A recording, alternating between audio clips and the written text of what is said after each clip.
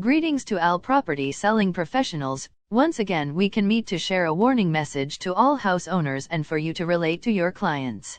Oh, by the way, may I introduce myself to you? My name is Madam Sophia, the virtual assistant to CTM Joseph NG, your sales and marketing e-coach and e-mentor. Alright, without further ado, here is the news. Breaking news.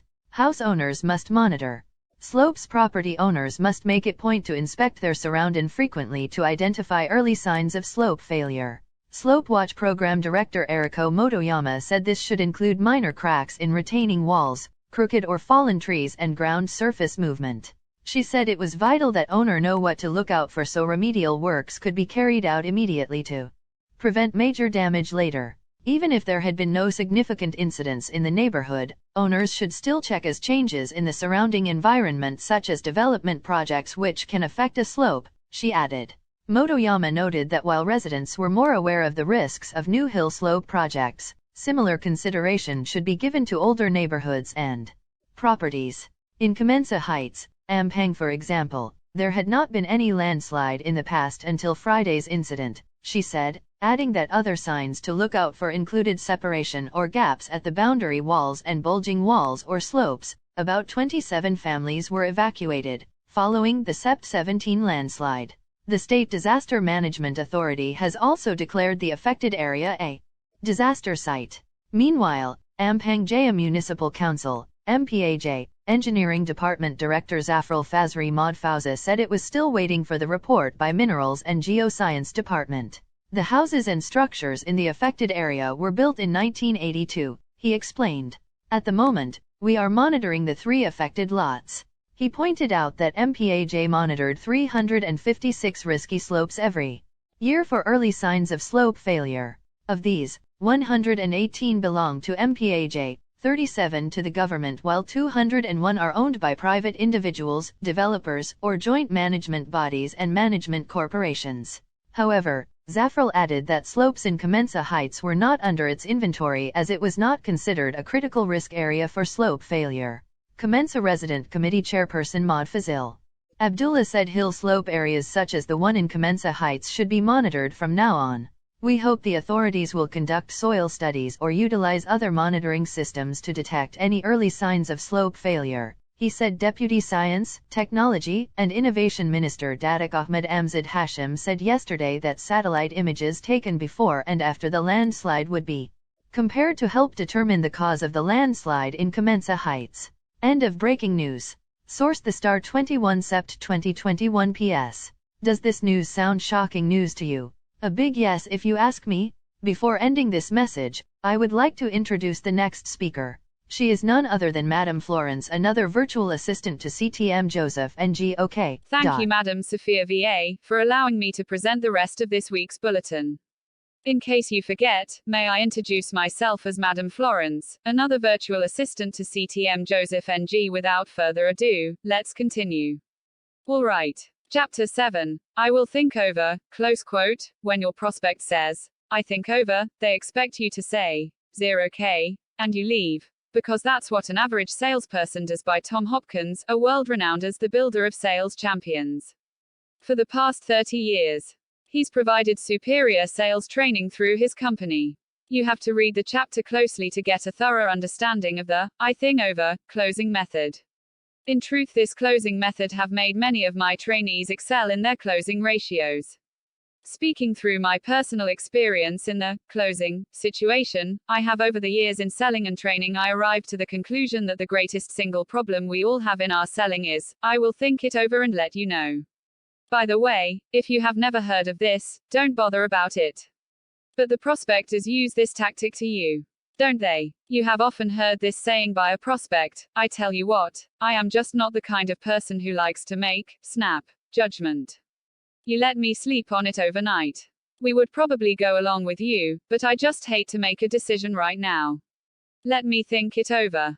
Again, you have heard this, haven't you? When a prospective customer says to you, I'll think it over, you will have tell him.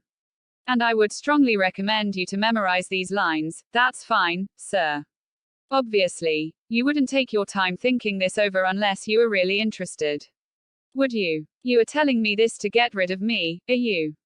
So may I assume that you will give it a very careful consideration. You see, in the mind of the would-be buyer thinks this salesman would let him go. Sounds like it, doesn't it? He thinks, oh boy, this sales professional is going to let me go, so he agrees with the statement all the way. Furthermore, he confirms that, yeah, the salesman is going to believe me that he will give it a very careful consideration. Then, I suggest you make this statement with the understanding that's wise and qualified and experienced author wants you to memorize firmly this answer. Just to clarify my thinking, sir, so here is where you set the hook and you continue saying what phase of the program that you want to think it over. Is it the integrity of, and you name your company. He will say, no. Is it my personal integrity? He'll say, no. Here we are summarily closing the prospect with his remark of, I'll think it over. Here you apply the summary closing. Now what is going to happen to the prospect? You're going to ask, is it this? No. Is it that? No. Is it that? No. While probing, all of a sudden, he is going to realize what is holding back his decision when he says, yes, it is that, if the right objection is identified. Now, what have you got? You have got a final objection. You got something you can get your teeth into. Hence, you close on the final objection and you tell him or her what to do. In truth, you see the problem of, I'll think it over, is a very complex problem. That is nothing much you can get from the phrase, I'll think it over. So, the next wise thing to do is to ask yourself, what you have got to do with, I'll think it over. Right. In truth, your next step is to reduce it to a specific objection so that you can handle an objection. Believe me, you cannot handle the intangible, I'll think it over. Make no mistakes, when faced with this, I'll think it over, close, just given earlier, there is one point where if you stop for breath, you will blow the entire closing strategy. What phase of the program is it, sir, that you want to think over? And if you stop for breath right there, he will say, perhaps the whole thing.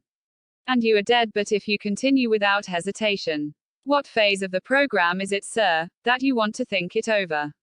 Is it the integrity of the name of your company? You get into that second, is it?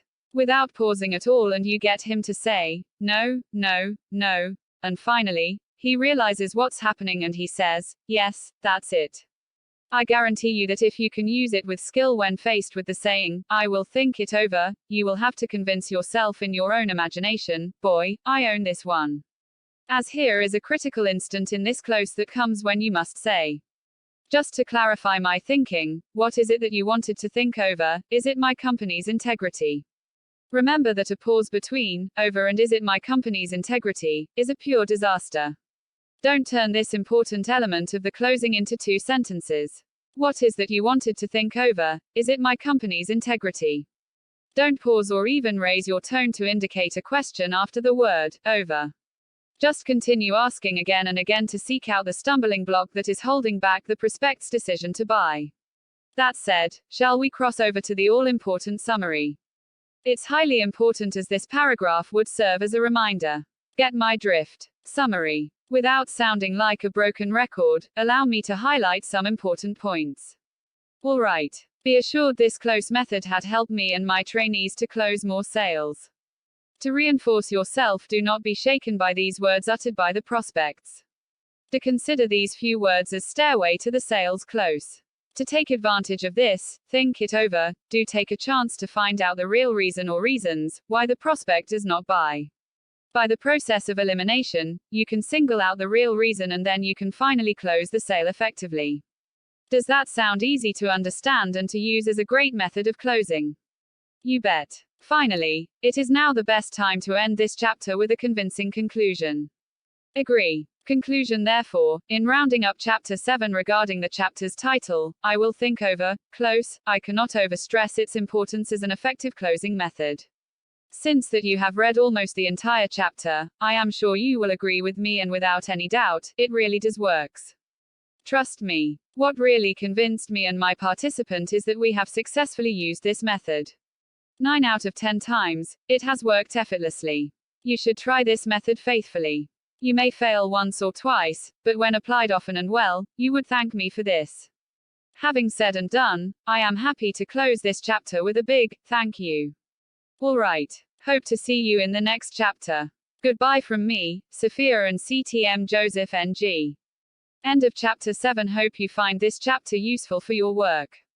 P.S. I am reminded by CTM Joseph NG that, if you want to order this book or need his sales and marketing services, please WhatsApp him at 01238788592 or email him at josephsing@gmail.com. Okay, thanks again.